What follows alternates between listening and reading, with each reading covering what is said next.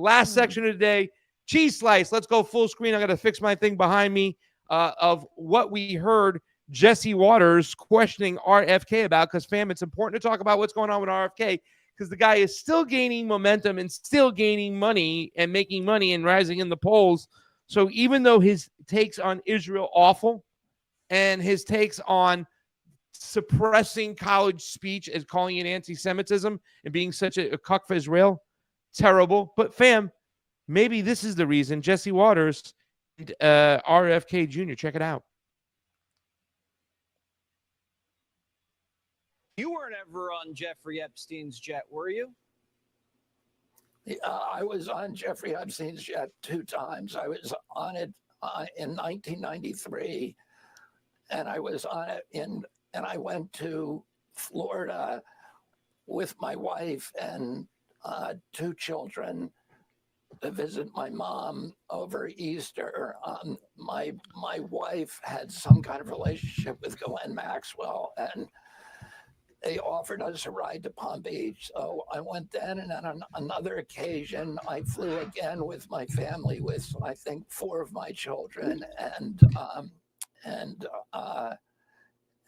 Mary, my wife, to Rapid City, South Dakota, to go fossil hunting for a weekend. And but otherwise, I was never on his jet alone. I've been very open about this from the beginning. This was in '93, so it was 30 years ago. It was before anybody knew about Jeffrey Epstein's, his nefarious issues. And I agree with you that all of this information should be released.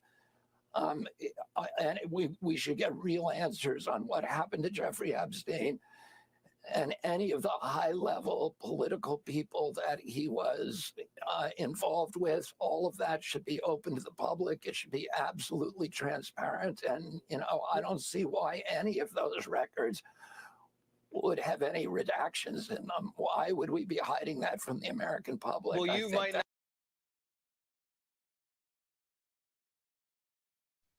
There it is. You heard it here, ladies and gentlemen. Fam, maybe that answer a lot of people have been searching for, like, how could the pro-peace candidate be so pro-Israeli? I don't know. Fossil hunting, is that code for something? Was that the only time you guys were on that plane? I mean, in all fairness, Trump was on the plane too, but he was hitching a ride. Epstein even on the plane when he was on the plane, supposedly. And I guess he was with his sons, and they went to a slow stop off and get a couple Day Cokes in Mar-a-Lago or whatnot. There is no evidence of RFK on the island or Trump on the island. Not Bill Clinton, no. He was on that island. Fake news. Fam, your thoughts? What'd you say? Say that again. Fake news. Fake news. Fam, your thoughts on, really briefly, I think we just had to touch up on it. Maybe that's the reason why he's so pro-Israeli, because he was on Epstein's jet, and then Epstein could have been working for the Mossad. No. Yeah, so he said this before. In a different interview where he admitted that he was on there, right? He admitted that he was on the plane, but he's actually, I think this is the first time he said it on TV, right? On Fox News, the big audience. This is the big one. But he definitely said it in an interview before. So I talked about this. We knew about it. Yeah, we talked about this before. That was a red flag for me, and I said it many times. That was a red flag to me that he was on this plane, and the same people that have been super alert on that were like, well, I don't know. I find it very odd. But guys, his wife is a Hollywood actress that had ties to Ghislaine Maxwell. His daughter-in-law, right, is a CIA agent, and she's now in charge of his campaign. Former. So I don't know what to tell you. I don't know what to tell you. This is nothing new to me. I don't trust the guy. I think that he was put out there for a specific reason, to try to get a portion of the independent thinking movement, some of the left, some of the right, who were really great on COVID, who were really great at watching what the government was doing and, cared about the surveillance state.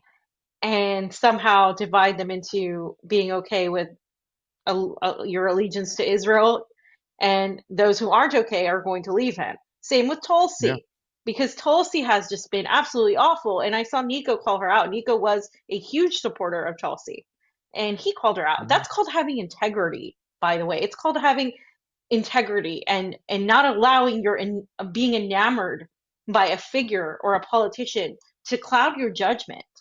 Because if I Mhm. turned into a Tulsi, and if I suddenly started advocating for war when I called myself anti-war, I would hope that people would say, "What the hell? What have you become? Who are you? What are you doing?" Yeah, Like, yeah. same with And Kennedy. yeah. Yeah. And I'd like to say Yeah, go that ahead. I'm on the record now for calling both out, Mrs. Yeah, Tulsi Gabbard and RFK. I changed my ways too as well. It is calling integrity. Everybody has a red line. You know what I'm saying? And people had said to me, Pasta, you were supporting him though after you personally went and asked him this question on Israel, and you saw his support for Israel. And I said, yeah, that's one thing to say. I think Israel has a right to exist, but showing his true colors directly after the Hamas Palestinian resistance attack on October 7th, right? Pretty much okaying carpet bombing and not calling for a ceasefire was my red line. And then he doubled down, not only when he was comparing what was going on with, the Palestinians and talking about, Iran and Venezuela, the regime, and China, all of a sudden the aircraft carrier. And then you triple down by saying that you want to censor some of these college campuses protests, trying to label them as pro-Hamas so you can then simply censor them. And, listen, RFK was mentioned in the Missouri versus Biden case, where it pretty much highlights that the United States government doesn't have a right to be telling big tech companies what to take down. That's, fascism right there. That is censoring voices. And it even mentions one of the tweets that RFK was talking about. Like his case was pretty much combined with that case. So he looked like the peace candidate. He looked like a voice of reason against censorship. We all know his stances on COVID, where he was at and stuff. But it turns out that unfortunately, people like Dr. Shiva were 100% right.